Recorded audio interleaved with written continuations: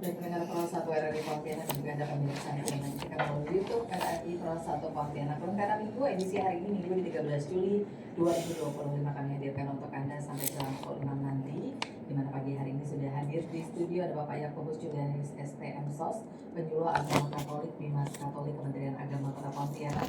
Kemudian juga ada Bibi Lucel Pen, aktivis perhimpunan mahasiswa Katolik Republik Indonesia MKRI cabang Santo Thomas Mor Pontianak. Kemudian juga ada Rosa Masabau, Ketua Keluarga Mahasiswa Katolik KMK Institut Bisnis dan Ekonomi Indonesia Pontianak. Ya Pak Yakobus, selamat pagi. Selamat pagi Sehat Bu, ya, Pak, ya? salam sehat. Salam sehat juga. Baik, terus saya perkenalkan tamu-tamunya hari ini.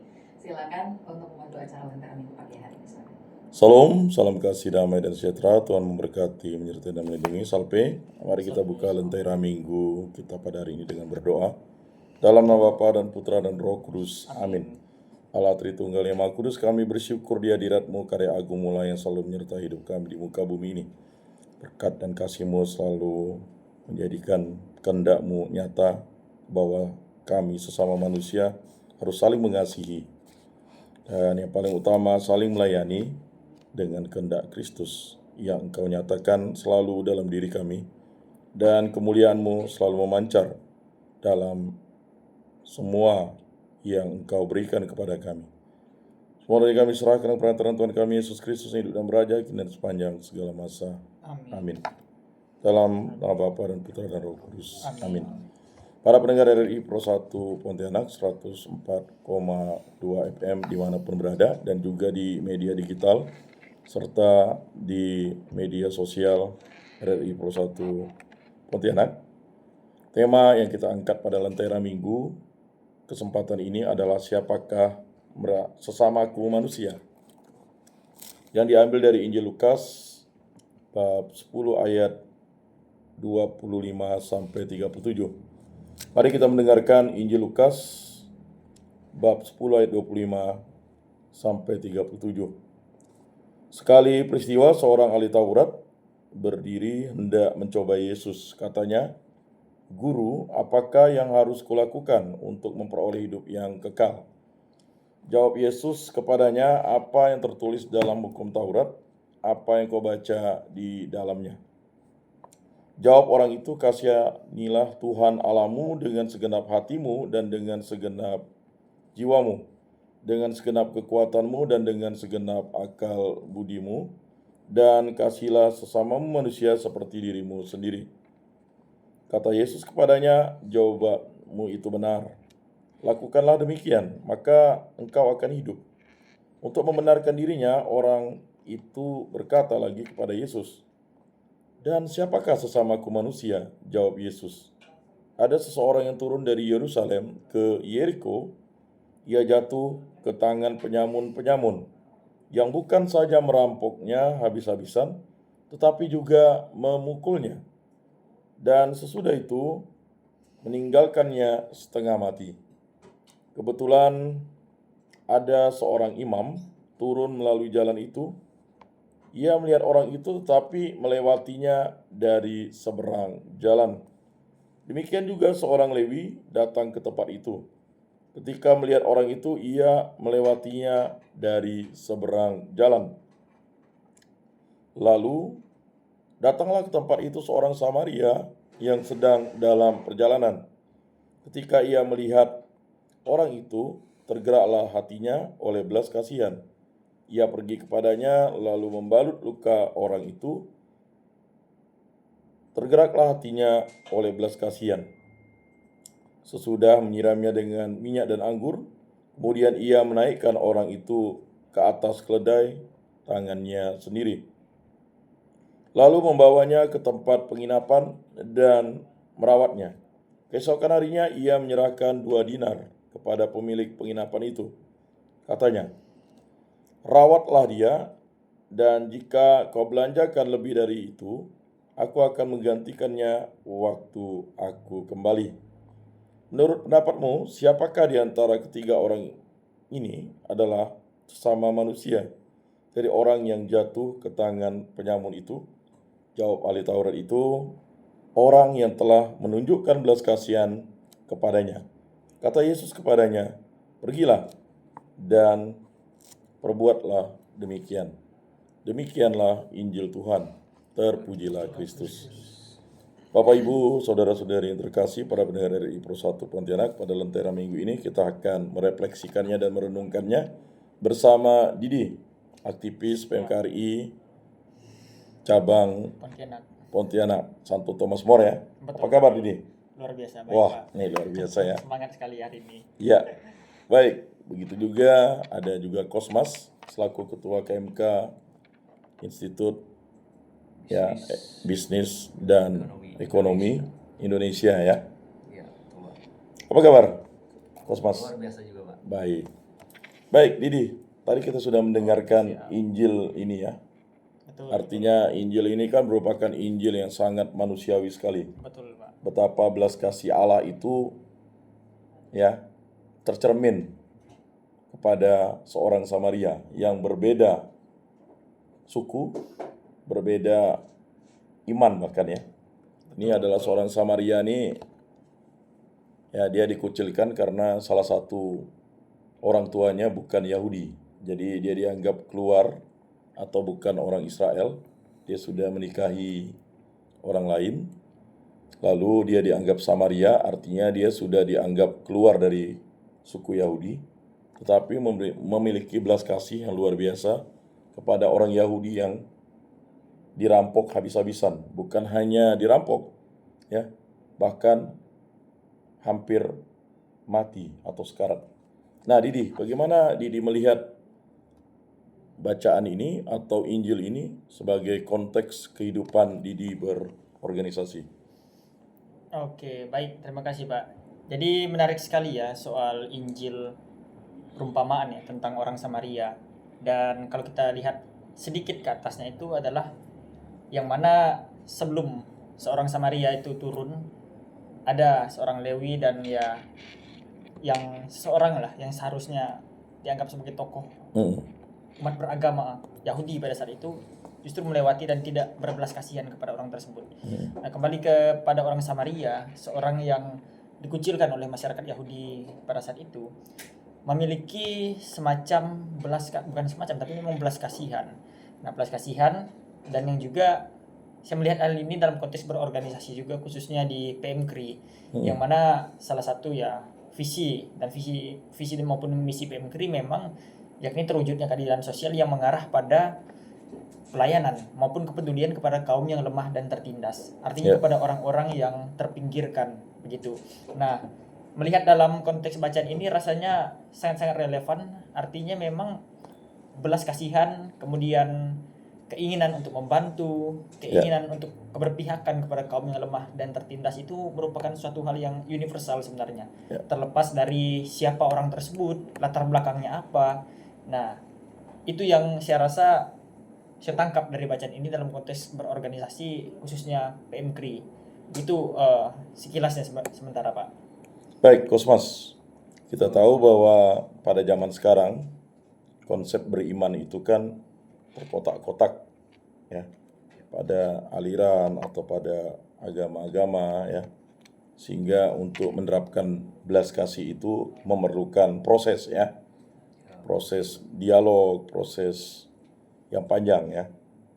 Tetapi dalam konteks orang Samaria ini yang berbelas kasih, dia tidak lagi memikirkan siapa dirinya.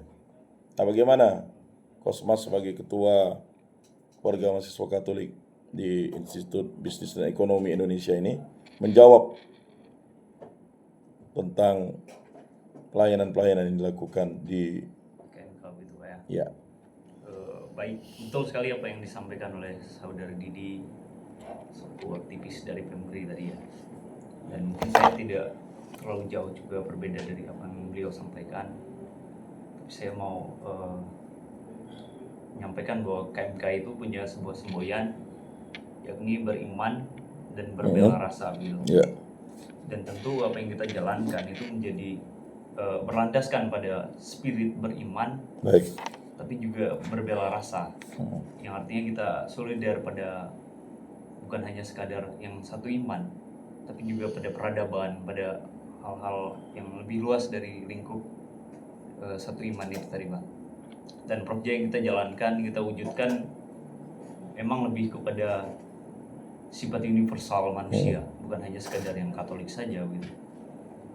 Saya rasa mungkin karya pelayanan KMK tidak terbatas pada sektor satu agama, tapi lebih luas untuk melayani semua. Baik, Didi, kita tahu bahwa seorang imam harusnya memberikan contoh teladan yang baik, bukan hanya melayani di altar ya, atau melayani sebagai pemimpin umatnya, Betul. tapi juga bertindak kasih ketika ada orang, bahkan dia tahu sebenarnya itu orang Yahudi ya, Betul. karena dari cara berpakaiannya dan juga mungkin dari cara dia berbicara mungkin ya, Ya, dia sudah tahu bahwa itu orang Yahudi sebenarnya. Padahal dia seiman begitu. Tetapi karena imam ini dia harus bergegas menuju tempat pelayanannya, dia meninggalkan saja. Dan mungkin harapannya ada orang lain yang menolongnya, ya kan? betul, betul. Atau ada orang Yahudi lain menolong ya Betul. umatnya ini kan. Iya. Nah, bagaimana konteks ini pada zaman sekarang, Didi? Oke, baik. Mungkin melihat konteks ini ya dalam ya latar belakang saya tadi ya seperti Bapak sebutkan ya berorganisasi khususnya PMKRI. Nah,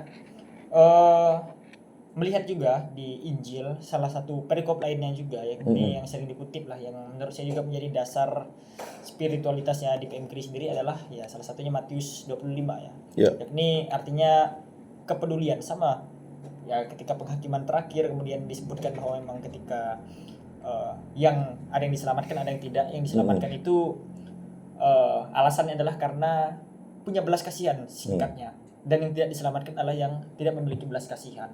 Nah, melihat juga dalam konteks seperti ini, sang imam ini adalah tipe orang lah, saya sebut orang karena dalam konteks ya bukan cuma imam saja yang bisa begini, tetapi semua manusia bisa begini.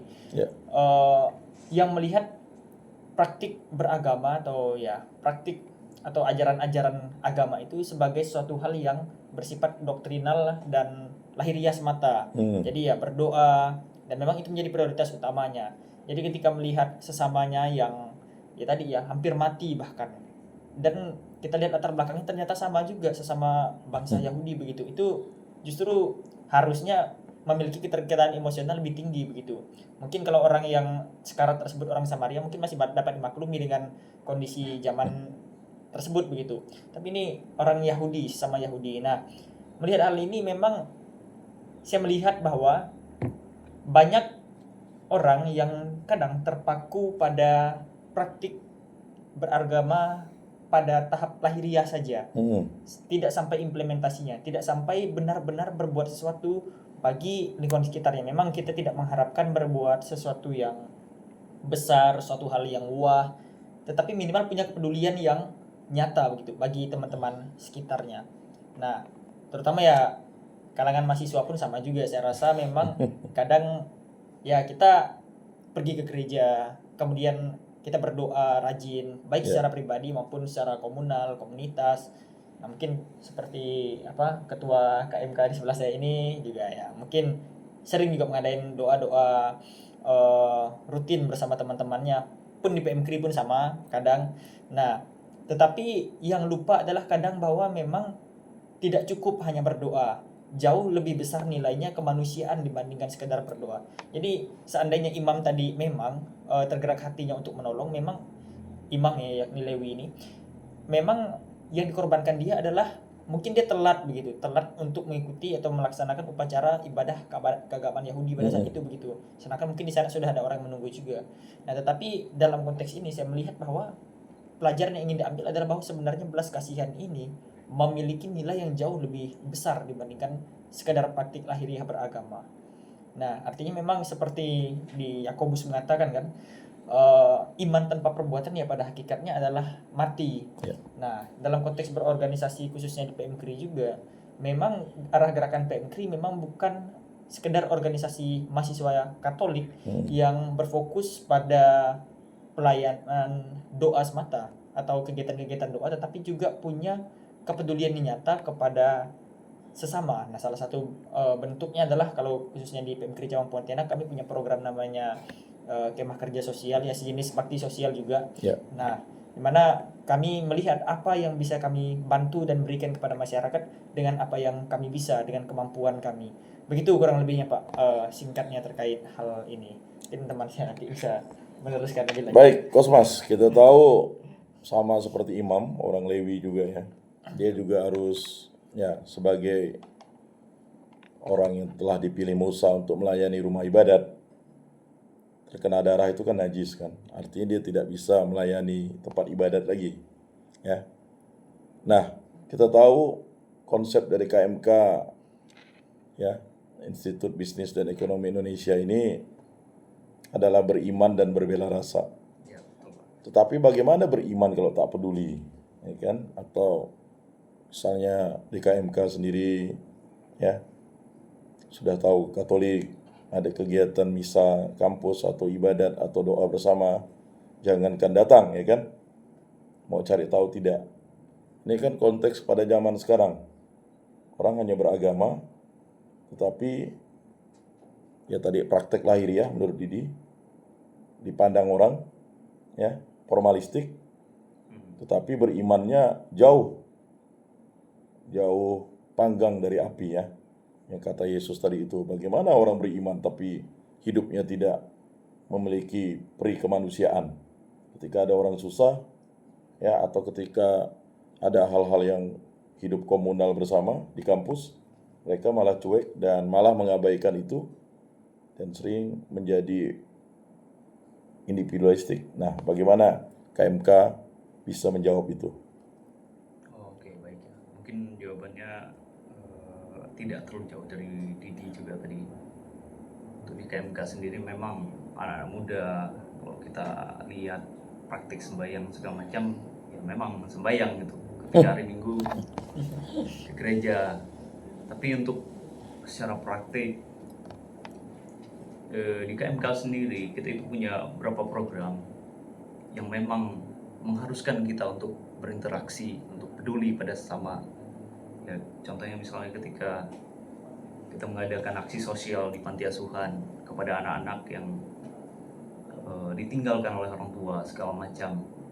Tentu kita bukan datang hanya untuk kegiatan euforia, tapi bagaimana kita mendengarkan, kita merasakan. Dan saya rasa untuk menghidupi nilai-nilai seperti bela rasa itu tadi dari hal-hal sederhana semacam itu, Pak.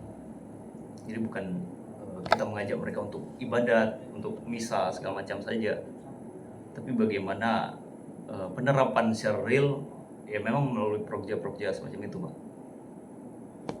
Baik, Didi, kita tahu bahwa yang terdalam dalam refleksi siapa sesamaku manusia ini kan perumpamaan tentang orang Samaria ya.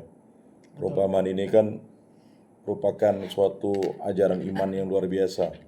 Bahkan Paus Fransiskus membuat ensiklik Fratelli Tutti ya. Itu ya persaudaraan sesama manusia. Dan kita tahu bahwa pada kancah sekarang ini perang itu kan terjadi kan akibat ketidakpedulian, tidak berbela rasa, ya kan? Kalau ini kan yang tidak berbela rasanya sebenarnya penyamun, ya kan? Betul. Tetapi orang yang dianggap bisa menolong justru malah membiarkan itu. Nah, di muka bumi ini kan sering terjadi kan? Betul. Nah, bagaimana refleksi terdalamnya melihat ini? Oke, baik ya, dalam konteks kepedulian, dalam konteks yang jauh lebih besar lah. Kalau tadi mungkin masih di tahapan personal begitu, misalnya seorang kepada temannya atau satu mahasiswa kepada mahasiswa lainnya, tapi ini dalam konteks yang lebih besar. Tapi mungkin saya mengambil skop yang lebih kecil saja lah Pak, mungkin dalam konteks organisasi saja lah, organisasi kepada organisasi lainnya. Nah memang hal-hal ini saya rasa tidak terlepas dari semacam, bukan cuma terlepas ya dari organisasi, tapi lebih semacam semacam ada ego sektoral di antara organisasi begitu. Nah, termasuk negara pun sama juga. Negara sebenarnya adalah organisasi juga, tapi saya melihat mungkin dalam skop organisasi mahasiswa saja. Khususnya ya yang saya lihat dan ya saya punya pengalaman juga, yakni organisasi Katolik misal studi kasusnya. Nah, misalnya antara organisasi Katolik dengan organisasi Katolik lainnya memang itu semacam ada ego sektoral di mana misalnya ada satu organisasi lain ya berinisiatif misalnya mengajak kolaborasi. Hmm. Nah, tetapi dipandang oleh organisasi lainnya bahwa wah ini nanti naikkan nama dia aja. Nah, nanti misalnya ketika saya join dia ya saya jadi seolah-olah sih di bawah dia padahal harusnya saya setara dengan dia begitu. Ada hal-hal semacam ini begitu. Meskipun ini tampaknya sederhana menurut saya tapi justru hal-hal yang jauh lebih besar itu dimulai dari hal-hal yang kecil terlebih dahulu. Nah, dari hal-hal yang kecil seperti ini biasanya mulai muncul percikan-percikan tanda kutip ya saya sampaikan perpecahan yang mengarah pada ketidakpedulian pada akhirnya nanti. Jadi hanya peduli dan hanya mau melihat apa yang sama dengan dia. Ya. Nah, atau yang sejenis dengan dia. Nah, meskipun ya sama organisasi Katolik, mahasiswa khususnya juga itu sama juga sebenarnya. Tujuannya sama, sama-sama kuliah, sama-sama menempa intelektualitas, Ya. fraternitas dan seterusnya. Nah, tetapi karena adanya ego sektoral semacam ini, ujung-ujungnya yang terjadi menurut saya adalah tidak jauh seperti yang dilakukan oleh Lewi. Jadi mungkin secara internal organisasi kita sendiri, kita ini sepertinya luar biasa, kita hebat. Tetapi dalam konteks hubungan dengan organisasi lain, kita menghindari atau bahkan kita ingin menunjukkan bahwa kita ini lebih hebat hanya karena ego sektoral kita bukan untuk membawa teman-teman lain sama-sama hebat seperti kita juga itu atau hebat bersama itu. Nah, itu yang saya amati sejauh ini sehingga Ya. memang hal-hal perumpamaan pada hari ini ya orang Samaria itu saya rasa relevan sekali dengan kondisi organisasi pada saat ini gitu. Nah, bukan hal yang besar begitu, tapi krusial sekali dan menurut saya itu hal yang sangat fundamental, Pak. Nah, itu yang saya rasa atau saya refleksikan sejauh ini. Sehingga memang harusnya yang menjadi poin ya, yang menarik dan menjadi semacam refleksi yang dapat kita terapkan adalah bahwa kita harus mulai melepaskan ego-ego sektoral semacam itu. Ya. Artinya memang kita sudah masanya, bukan sudah masanya tapi memang sudah seharusnya berkolaborasi. Apalagi di zaman sekarang ya orang-orang sering menggemakan bahwa memang bukan lagi eranya di mana kita unggul sendiri, Ya. tetapi memang bagaimana kita unggul bersama, saling menempa, saling bertumbuh begitu. Jadi saling mensupport satu sama lain. Sehingga keduanya saling bertumbuh tapi bukan saling menjatuhkan. Nah, itu saya rasa kultur-kultur lama yang mana ya ego sektoralnya masih sangat-sangat kental, ada perpecahan-perpecahan, percikan-percikan dari ya mungkin ya perpecahan di masa lalu, ya luka-luka seniornya misalnya kan kalau di organisasi. Nah, itu masih kebawa sampai sekarang. Itu menurut saya tidaklah baik begitu untuk dilanjutkan kalau berefleksi pada orang Samaria ini. Baik. Itu Pak kurang lebihnya yang saya tangkap dan refleksikan. Terima kasih Pak. Para pendengar RRI Pro 1 Pontianak, dalam paruh kedua nanti kita akan lebih menggali refleksi terdalam dari Didi dan Kosmas. Mari kita dengarkan pesan-pesan dari RRI Pro 1 Pontianak.